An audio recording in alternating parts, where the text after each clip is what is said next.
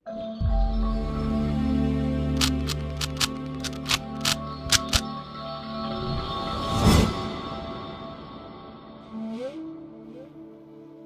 Guys, स्वागत है आप सबका हमारी YouTube channel perfect education new direction में। आज के इस वीडियो में हम वासंती के पार्ट 1 विनय के पद नामक लेसन का अध्ययन करेंगे, जो कि हमारी हिंदी सामान्य इंग्लिश मीडियम वालों की पुस्तक है, जो कि कक्षा 10वीं के लिए आइए पढ़ते। हमारा लेसन है विनय के पद। ये तुलसीदास जी द्वारा रचित ग्रंथ में से लिया गया है और इसके रचयिता तुलसीदास जी हैं। तो आइए कवि परिचय पहले देख लेते हैं कि कवि परिचय क्या है इनका। तुलसीदास जी का कवि परिचय देख लेते हैं। तुलसीदास जी के बारे में कवि परिचय। तो गोस्वामी तुलसीदास का जन्म ग्राम राजापुर, जिला बांदा, उत्तर प्रदेश में सन 1532 ईस्वी में माना जाता है। तुलसीदास का जन्म कब हुआ था? सन 1532 ईस्वी में। तो इनके गांव का नाम क्या है? राजापुर। क्या है? राजापुर, ये याद रखना है, जो कि उत्तर प्रदेश में आता है। ये तुलसीदास जी के गांव का नाम है। इनके पिता का नाम आत्माराम दुबे तथा माता का नाम हुलसी था। तुलसीदास जी के पिता का नाम क्या था? आत्माराम दुबे तथा माता का नाम भी याद रखना, ये भी एग्जाम में पूछा जाता है, तुलसी। ये तुलसीदास जी की माता का नाम था हुलसी। तुलसीदास का बचपन घोर कष्टों में बीता।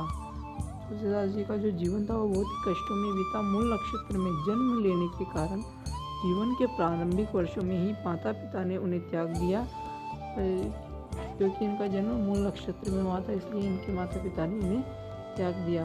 गुरु नरहरिदास की कृपा से उन्हें राम भक्ति का मार्ग मिला। तुलसीदास जी के गुरु का नाम क्या था? ये भी एग्जाम में पूछा जाता है, नरहरिदास। जो नरहरिदास है तुलसीदास जी के गुरु का नाम है। इनसे इन्हें राम भक्ति का मार्ग मिला। रत्नावली से उनका विवाह हुआ। तुलसीदास की पत्नी का नाम क्या था? रत्नावली। ये भी याद रखना है आपको कि तुलसीदास जी की पत्नी का नाम रत्नावली था। पत्नी उपालंब से उन्होंने गृह त्याग दिया और पुनः राम की शरण में सदा के लिए चले गए। काशी, अयोध्या आदि अनेक तीर्थों में भ्रमण कर संतों का सत्संग करते रहे।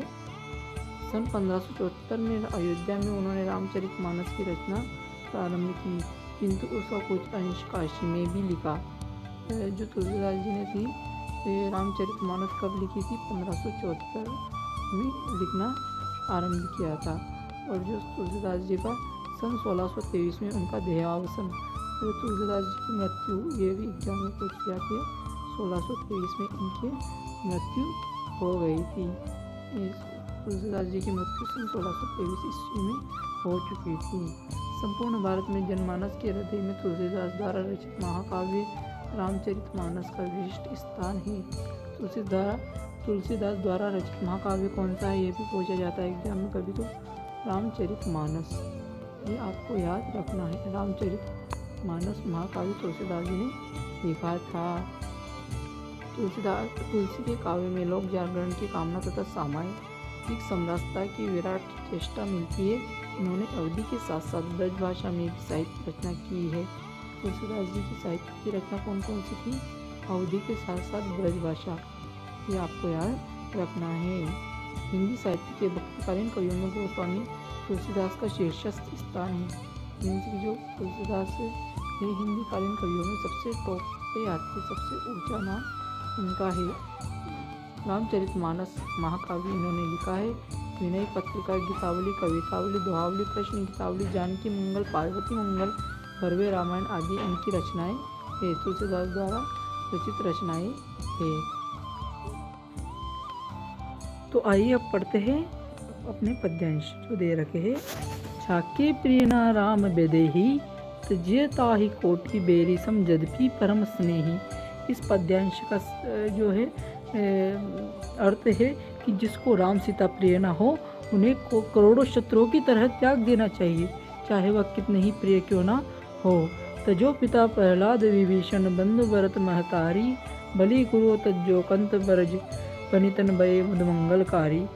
इन पंक्तियों में तुलसीदास जी कह रहे हैं कि जिस प्रकार प्रहलाद ने अपने पिता का त्याग किया है, उनके प्रहलाद के पिता हिरण्यकश्यप का त्याग प्रहलाद ने किया है, विभीषण ने अपने भाई रावण का त्याग किया है, भरत ने अपने माँ कैकेयी का त्याग किया है, और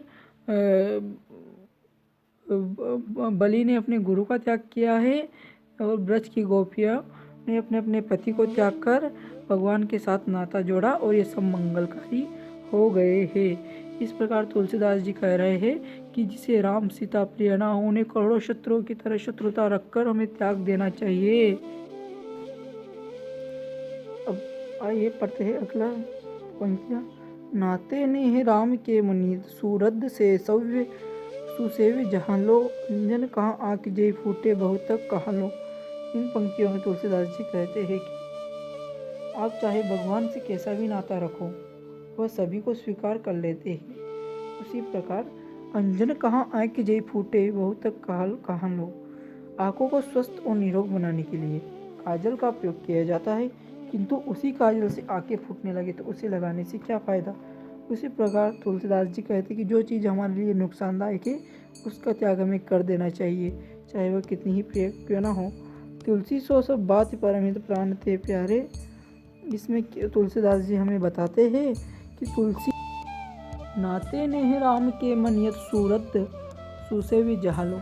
इन पंक्तियों में तुलसीदास जी कहते हैं कि आप भगवान से कैसा भी नाता रखो, वह सभी को स्वीकार करते हैं, चाहे आप उसको उस भगवान से माता पिता गुरु भक्त कैसा भी नाता रखो, वह आपके सभी नाते को स्वीकार करते हैं।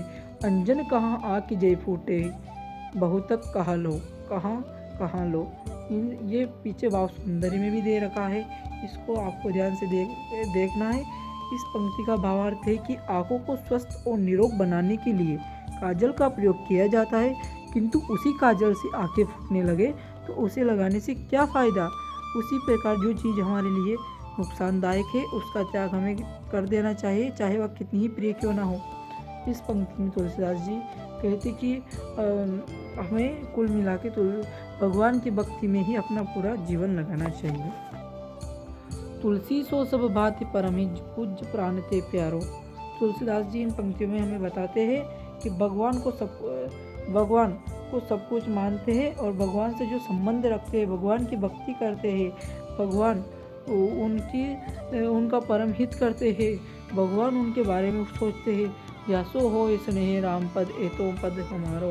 इन पंक्तियों में तुलसीदास जी हमें कहते हैं कि तुलसीदास जी का तो एक ही मत है कि हमें उन लोगों से संबंध रखना चाहिए जो भगवान की भक्ति करते हैं और भगवान में तल्लीन रहते हैं। हमें वैसे ही लोगों का संबंध रखना चाहिए और उन्हीं के साथ अपना नाता रखना चाहिए। अबलो नसानी अबला नसे। इन पंक्तियों में तुलसीदास जी क्या कहते हैं कि मैंने अब तक अपने जीवन का बहुत समय नष्ट कर दिया है, किंतु मैं अब अपने जीवन को अब और नष्ट नहीं होने दूंगा।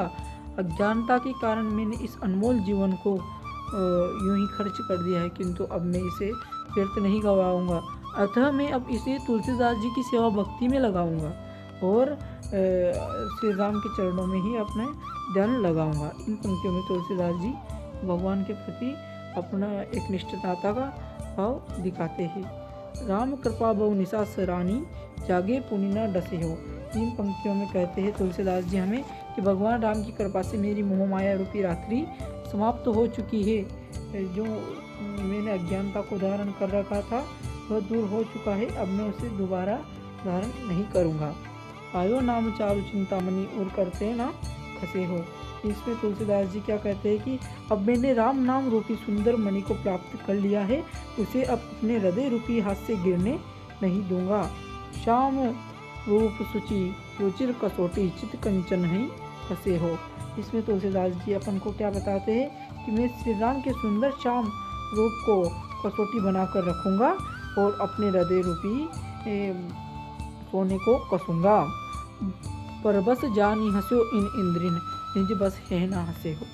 इसमें तुलसीदास जी हमें बताते हैं कि मैं इन इंद्रियों के वश में होकर अब तक उपहास झेलता आया हूँ, किंतु अब मैं और इन इंद्रियों के वश में नहीं रहूँगा। अतः अब मैं इंद्रियों को अपने वश में रखूँगा। और तुलसीदास जी इसमें ये भी प्रार्थना करते हैं कि अपने अपने जीवन को भगवान की सेवा मन मधुकर पन कर तुलसी रघुपति पद कमल बसे हो। इसमें तुलसीदास जी कहते हैं कि मैं अपने मन रूपी बोरे को राम के चरण कमलों में ही बसाऊंगा। चलो गाइस, तो अपना ये जो लेसन था विनय के पद, ये पूरा हो चुका है। आशा करता हूँ कि आपको ये समझ में भी आया होगा। आप हमारे YouTube चैनल को सब्सक्राइब अवश्य करें और बने रहे हमारे साथ।